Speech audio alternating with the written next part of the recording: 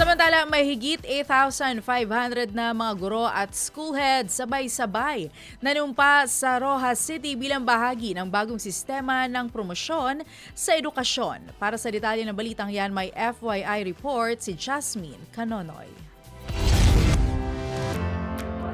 Isang makasaysayang hakbang sa sektor ng edukasyon ang nasaksihan sa Western Visayas matapos sabay-sabay na manumpa ang mahigit 8,500 na guro at school heads na napabilang sa mas pinalawak na career progression ng Department of Education. Pinangunahan ni na Pangulong Ferdinand Marcos Jr. at Secretary Sonny Angara ang seremonya sa Rojas City kung saan binigyang diin ang kahalagahan ng pagkilala sa dedikasyon ng mga guro sa pamamagitan ng konkretong promosyon at malinaw na landas sa kanilang propesyon. Sa ilalim ng expanded career progression, hindi na kailangan maghintay ng bakanteng posisyon ang mga guro upang umangat sa ranggo. Sa halip nakabatay na ito sa kanilang kakayahan, performance at karanasan, isang pagbabagong naglalayong gawing mas makatarungan ang sistema. Ipinahayag din ng Pangulo na layunin ng programa na tiyaking wala ng guro ang magtatapos sa serbisyo na nasa pinakamababang ranggo. Kasabay nito inilunsad ang dalawang career tracks, ang classroom teaching at school administration na nagbibigay ng mas maraming opsyon para sa pag-unlad. Sa paglikha ng mas mataas na posisyon tulad ng Teacher 7 at Master Teacher 6, inaasahang mas mahihikayat ang mga guro na manatili at magtagal sa serbisyo. Tinuturing itong malaking hakbang hindi lamang para sa kapakanan ng mga guro, kundi para rin sa pagpapalakas ng kalidad ng edukasyon sa bansa. Para sa FYI, Jasmine Canonoy, Abante.